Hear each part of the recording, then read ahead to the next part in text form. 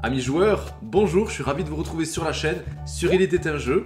Vous avez été nombreux à regarder nos vidéos de nos sélections pour les fêtes de fin d'année et comme je vous l'avais promis, et bien cette fois-ci je vais vous proposer un top, enfin pas vraiment un top finalement, c'est une sélection des 5 jeux que j'ai retenus moi cette année dans la catégorie expert. Donc on monte de 1, de 2, de 3 gammes parce que là c'est vraiment du gros jeu, du bon jeu, du jeu que j'adore. Et c'est aussi pour ça que Hello elle m'accompagne pas aujourd'hui, c'est pas des jeux forcément qu'elle apprécie. Moi j'y joue souvent en solo ou avec des gens et des gros joueurs, des gens qui aiment vraiment jouer aux jeux de société, en tout cas qui veulent s'investir pour peaufiner les stratégies et aller toujours plus en avant parce que ça sera souvent des jeux narratifs avec de la campagne ou évolutifs etc. qui demandent vraiment de s'investir. Donc je vous laisse vous installer confortablement pour profiter avec moi de cette sélection des 5 jeux. Ils sont juste là, ils sont juste à côté de moi. J'espère que vous êtes prêts. C'est parti!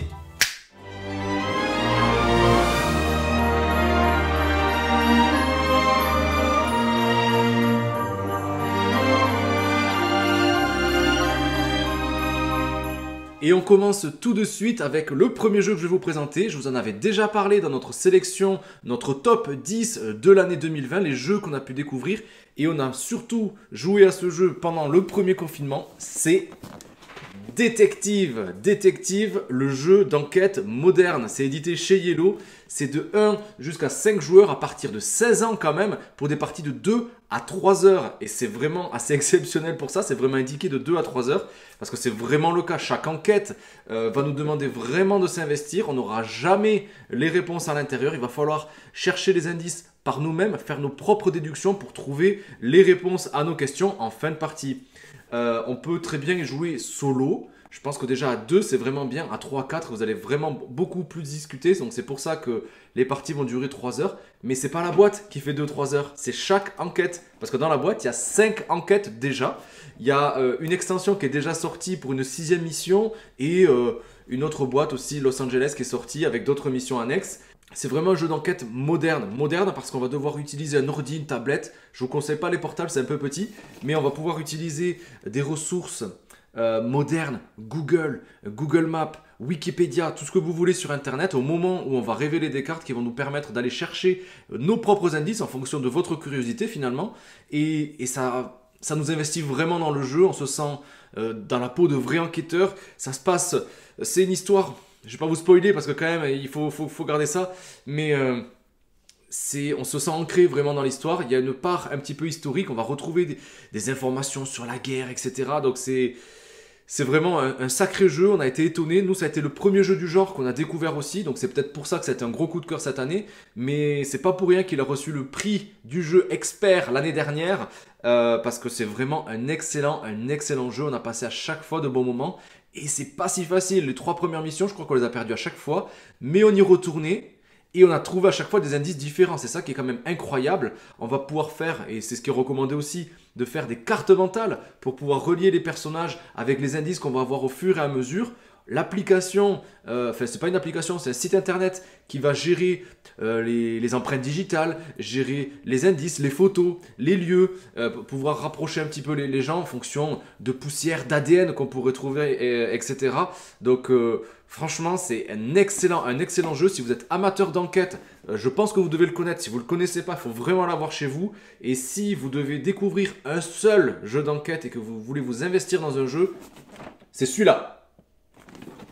Passons tout de suite au deuxième jeu de ma sélection. Cette fois-ci, on part dans un univers totalement différent. Cette fois-ci, on va parler de voitures. C'est pas un genre que j'apprécie forcément, mais je sais que j'ai des copains qui adorent les sports automobiles.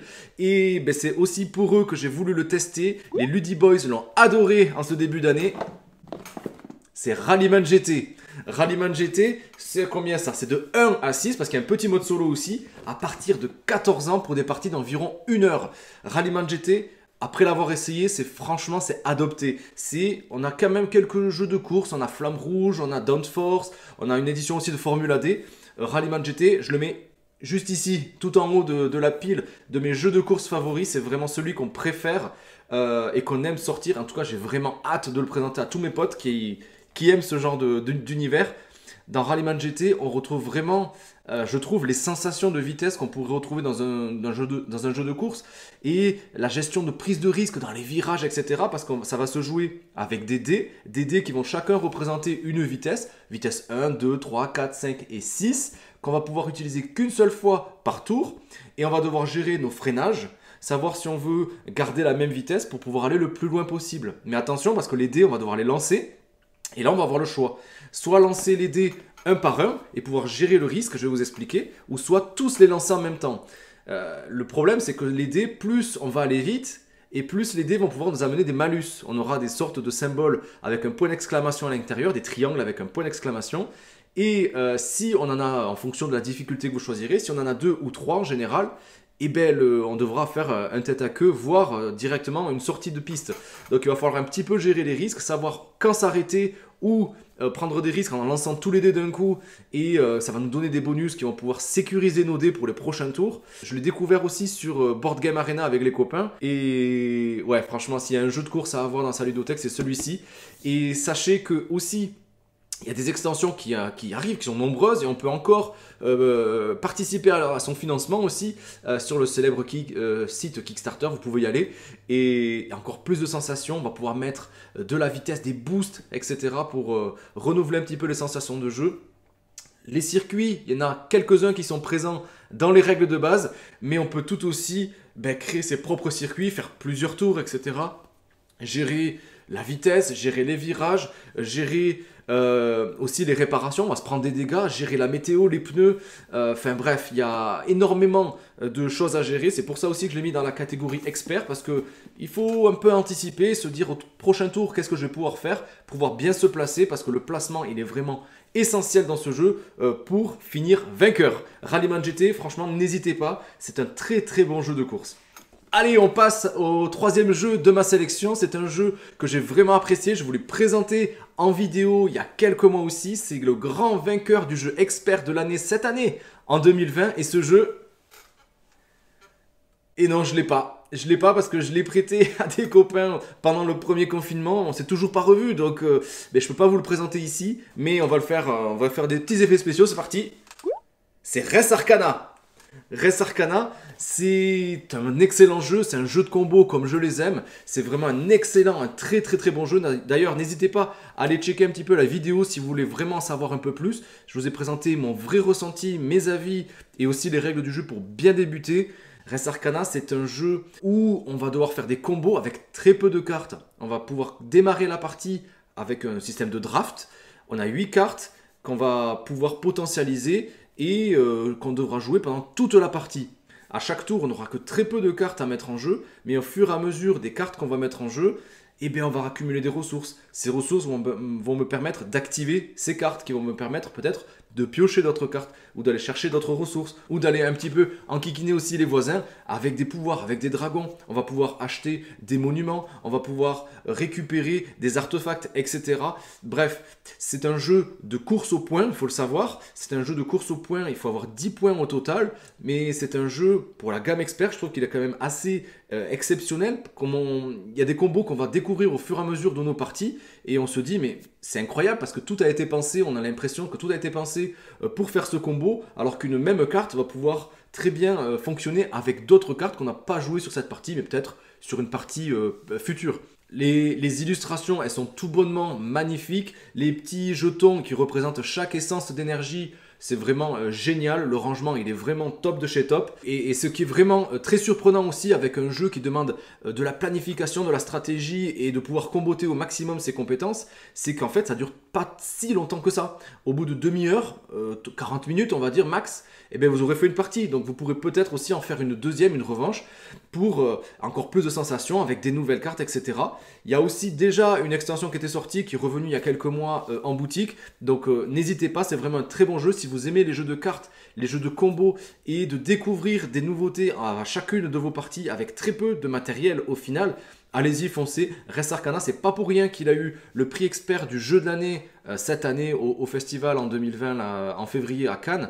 C'est vraiment pas pour rien, c'est un excellent jeu. Je suis un peu déçu de ne pas avoir la boîte avec moi pour vous le présenter, mais voilà, allez voir la vidéo si ça vous intéresse. En tout cas, nous ici, on a adoré, les copains ont adoré aussi l'hiver dernier, donc allez-y, foncez. On arrive presque à la fin de cette édition, je pense que vous l'aurez compris, il y a un univers que moi j'apprécie, c'est vraiment l'Heroic Fantasy. Et là, on rentre totalement dans l'univers que j'apprécie à fond, énormément, l'univers de Tolkien. Parce que je vais vous parler du Seigneur des Anneaux, Voyage en Terre du Milieu. Parce que son extension, sa grosse extension, est sortie cet été au mois de juillet, qui s'intitule Sombre Chemin. C'est vraiment du gros jeu expert, ça. C'est de 1, je crois qu'on peut jouer jusqu'à 5 pour des parties entre 30 minutes et 1h30. Je ne sais pas s'il y a un âge qui est défini. Ouais, 14 ans et plus. Il nous propose 14 ans et plus.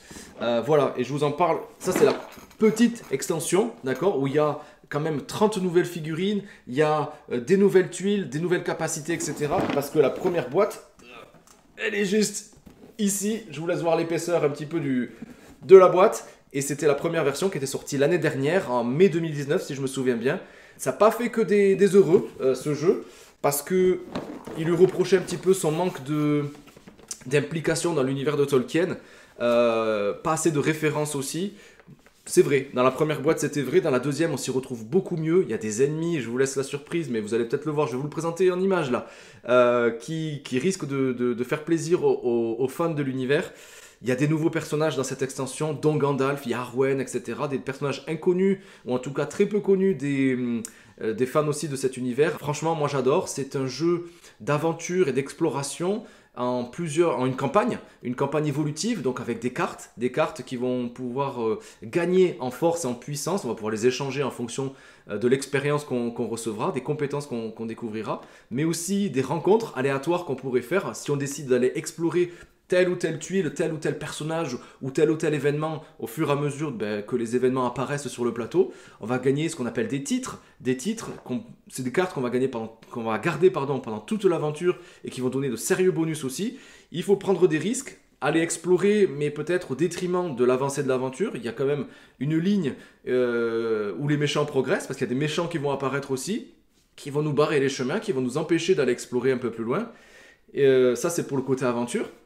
Il y a aussi, et c'est vraiment chouette, il y a des plateaux de combat, uniquement de combat. Ça va être méchant contre gentil finalement, avec des embûches, avec des pierres, avec des murs, avec des rivières, etc. Et ça donne une toute autre stratégie et peut-être même donner envie de changer de classe. Parce que chaque personnage qu'on va pouvoir choisir, il peut avoir un métier. Ça va être un herboriste, ça va être un forgeron, ça va être quelqu'un qui va toucher à tout, ça va être un explorateur, ça va être etc. Il y a plusieurs métiers aussi qui sont dans le jeu et chacun, bien sûr, avec ses propres capacités. Donc il y a vachement de possibilités de jeu. J'ai fait des multitudes, j'ai fait des dizaines de parties, donc je peux vous l'assurer, moi j'adore vraiment. Surtout que le maître du jeu pour ce style de jeu, c'est pas un bouquin, c'est une application. Et l'application elle va tout gérer. L'application elle va gérer le déplacement des ennemis. L'application elle va gérer les dégâts qu'on va infliger, les dégâts qui nous sont infligés, les malus, les cartes qu'on va devoir tirer. Ça va gérer les tuiles qu'on va devoir mettre aussi au fur et à mesure. Parce que les tuiles, en fonction, si vous faites la même aventure, la disposition de la même mission, elle sera totalement différente. Les événements, ce sera à peu près les mêmes, mais la disposition des tuiles aussi, elle sera aussi différente. Donc franchement, il n'y a vraiment pas de quoi s'ennuyer. Il n'y a vraiment pas de quoi s'ennuyer, pardon. Et si vous aimez peindre, je pense que si vous me suivez sur les réseaux, vous devez le voir. Je dois peut-être vous saouler avec ça. Mais moi, j'adore peindre aussi. Et les figurines sont de très bonne fortune aussi. Et on peut se régaler à la peinture. Il y en a quand même vraiment un paquet. Dans la boîte de base, il y avait déjà 31 figurines. Dans l'extension, il y en a 32 plus. Et il y a deux petites extensions qui ramènent un petit peu plus de piquant, qui vont personnaliser les boss du jeu. Avec chacune 3 figurines, des nouvelles cartes titres et des nouvelles cartes objets aussi qu'on va pouvoir récupérer au fur et à mesure de l'aventure. Chaque aventure, elle fait entre 12 et 14 missions, je crois. Il y a d'autres missions à télécharger sur l'application, plusieurs niveaux de difficulté. Moi, c'est un jeu que j'adore jouer en solo. Ça se joue très très très bien en solo. Des parties d'1 heure et demie, des fois un peu plus quand on arrive à la fin. Bref, je peux que vous le conseiller. Dites-moi si ça vous a plu, si vous avez été déçus. Je sais qu'il y en a qui ont été déçus. Dites-moi si ça vous tente aussi, que je peux répondre à toutes vos questions. Et je vais vous proposer d'ailleurs une vidéo très prochainement de celui-ci avec toutes les figurines que j'ai peintes. J'avais déjà proposé un unboxing un petit peu de la boîte. Mais là, je vous propose mes peintures aussi. Ça devrait arriver dans quelques jours. Quelques semaines, soyez patients. On finit cette sélection des 5 jeux experts que nous avons préférés, surtout que moi j'ai préféré. Et là, on reste dans ce même univers que le jeu précédent. Mais là, on monte là, on monte très très haut. Je pense qu'il y a très peu de jeux qui lui arrivent à sa cheville. C'est un jeu qui me faisait énormément envie. C'est un jeu que j'avais découvert au moment de la sélection des jeux experts de l'année au dernier festival. C'est Res Arcana, comme je vous l'ai dit, qu'il avait gagné, mais il en faisait partie. C'est pas Roots, même si je l'adore, je pouvais pas le sélectionner parce que il faut faire des choix. Moi, c'est pas, j'adore ce jeu. Il est assez technique, le côté asymétrique est difficile à appréhender pour des novices, donc j'ai pas pu le sortir autant que je le voulais, surtout cette année difficile avec le confinement. Il y a des joueurs, je sais que vous vous reconnaîtrez si vous regardez cette vidéo, il y a des joueurs avec qui j'adore jouer à des jeux beaucoup plus complexes qu'on n'a pas pu voir assez souvent cette année. Donc je vais vous présenter un jeu que j'adore littéralement, qu'un grand nombre de joueurs ont aimé. Je fais durer le suspense, hein, vous avez vu, mais aussi je fais chauffer les biceps parce que la boîte, elle est très très lourde. Oh, c'est Gloomhaven. Gloomhaven, la boîte, regardez l'épaisseur, ok? Elle fait 10 kilos. Elle fait 10 kilos, sans compter les inserts que j'ai pu insérer il y a tout juste quelques jours à l'intérieur pour vous présenter cette vidéo justement, parce que il y a beaucoup de matériel, il y en a énormément. C'est un jeu pareil, d'exploration, mais surtout de combat. Il y a 95 missions, il y a une carte énorme avec des petits stickers qu'on va devoir poser au fur et à mesure de notre progression. Il y a une vingtaine de personnages, je crois. Il y a plus d'1 millier de cartes à l'intérieur. Juste, je vais vous lire la composition du jeu qui est marquée derrière la boîte. Il y a 95 scénarios, comme je vous disais.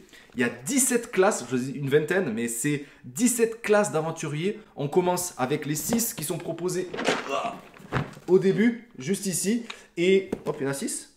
1, 2, 3, 4, 5, 6. Ouais, il y en a 6, c'est bon. Mais au fur et à mesure de la partie, c'est ça qui est vraiment encore plus génial. C'est que chaque personnage va avoir au début une sorte de quête personnelle. Et une fois que cette quête personnelle elle va être aboutie, il part à la retraite. Et on va pouvoir aller choisir un ou un autre. On aura le choix peut-être entre 1 ou 2 personnages.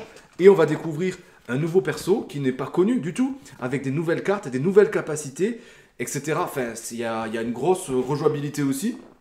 Il y a 1700 cartes, 47 types d'ennemis différents, une carte de monde évolutif, comme je le disais, avec une centaine de 95 stickers qu'on va devoir coller, qui vont nous dire, ben oui, vous pouvez aller explorer tel ou tel endroit, à condition d'avoir rempli les conditions d'exploration. Il faudra peut-être avoir tué un ennemi ou être déjà passé par un autre chemin.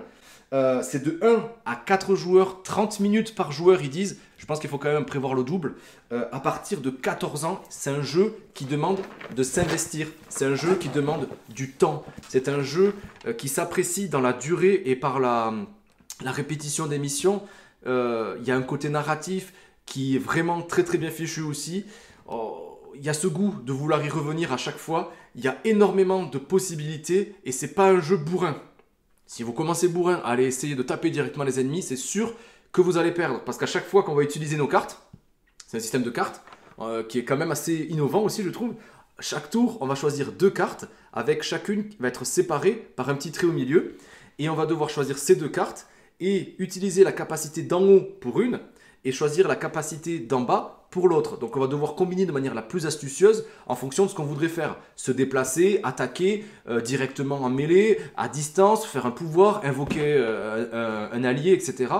Et ça c'est vraiment exceptionnel. Donc il va falloir bien réfléchir, mais sans coopérer forcément. C'est-à-dire que quand on va jouer à plusieurs, on va pas pouvoir dire bon, mais moi je vais faire ça et toi tu fais quoi? Non, non, sinon ça serait un peu trop facile. On va devoir choisir en fonction et voilà.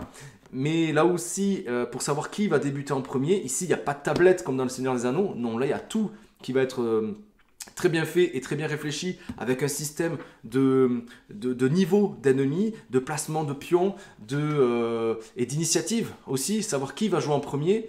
Autant dans le Seigneur des Anneaux, c'était d'abord les héros et ensuite les ennemis. Ici, ça sera selon un ordre d'initiative. On va devoir retourner les initiatives des ennemis. Il y aura marqué un chiffre. On comparera avec la carte qu'on aura sélectionnée aussi, nous, sur ce tour. Et on va devoir jouer chacun notre tour. C'est incroyable. Le niveau de difficulté, il est modulable aussi. En fonction du nombre de joueurs, on aura plus ou moins d'ennemis, des ennemis normaux, des ennemis d'élite. C'est du gros jeu, c'est le jeu le plus massif que j'ai. C'est aussi le jeu qui va me demander le plus de temps pour aller encore jusqu'au bout. C'est le jeu le plus cher, je pense aussi, que j'ai, parce que la boîte, elle est à peu près à 150 € quand même. Sans compter si vous voulez les extensions, si vous voulez mettre des inserts, si vous voulez pouvoir le ranger, etc. Elle est vraiment massive, 10 kg, c'est vraiment très lourd. Mais pour la mise en place, je vous recommande vraiment, si vous l'avez ou si vous le voulez, de mettre les inserts que je vous ai montrés. Ça va grandement faciliter la mise en place. En 5 minutes, c'est fini pour moi et c'est parti pour jouer. Le côté exploration me plaît, le côté combat stratégique me plaît, le côté évolutif de devoir se balader, de devoir choisir est-ce que je retourne dans la ville de Havre-Nuit pour augmenter mes personnages de niveau, pour aller m'acheter d'autres objets avec ce que j'aurai accumulé pendant les missions, de faire des rencontres aléatoires, de faire des choix qui vont peut-être m'infliger des malus ou des bonus. Le fait, bref, vous l'aurez compris, c'est juste exceptionnel. J'ai mis du temps à l'avoir parce qu'il était en rupture aussi. J'ai qu'une hâte, c'est de vraiment en voir le bout, de le présenter à un maximum de gens. Mais ça va leur demander aussi de s'investir à mon niveau. Et c'est ça le plus difficile, je pense aussi. C'est de trouver une bonne équipe avec qui vous pouvez jouer régulièrement pour pouvoir l'apprécier à sa juste valeur. Parce qu'il vaut vraiment le coup de s'investir. Et ça créera des souvenirs impérissables à coup sûr. Voilà les amis, cette sélection des 5 jeux experts de 2020 est terminée. J'espère qu'elle vous aura plu. Vous avez vu, c'est pas des jeux, peut-être que vous aurez vu dans d'autres tops, etc. C'est vraiment très subjectif. C'est mes jeux à moi que j'ai préférés cette année, que j'ai aimé découvrir, faire jouer et ceux que j'ai le plus aimé bien sûr. Si ça vous a plu, vous savez ce qu'il vous reste à faire. Laissez-moi des commentaires, abonnez-vous, lâchez des pouces, ça fait toujours plaisir et ça me donne envie quand même de continuer de vous présenter des jeux, des tops, etc. J'espère pouvoir continuer en 2020 à me faire plaisir et à vous faire plaisir aussi. Donc n'hésitez pas. Et je vous laisse comme toujours avec une sélection d'autres vidéos que vous pourrez aller checker, aller regarder un petit peu tout ça pour voir s'il y a des idées, si vous cherchez encore des dernières idées de cadeaux pour cette fin d'année. Voilà, faites-vous plaisir. Et comme toujours, je vous dis à très vite sur Il était un jeu. Ciao les amis!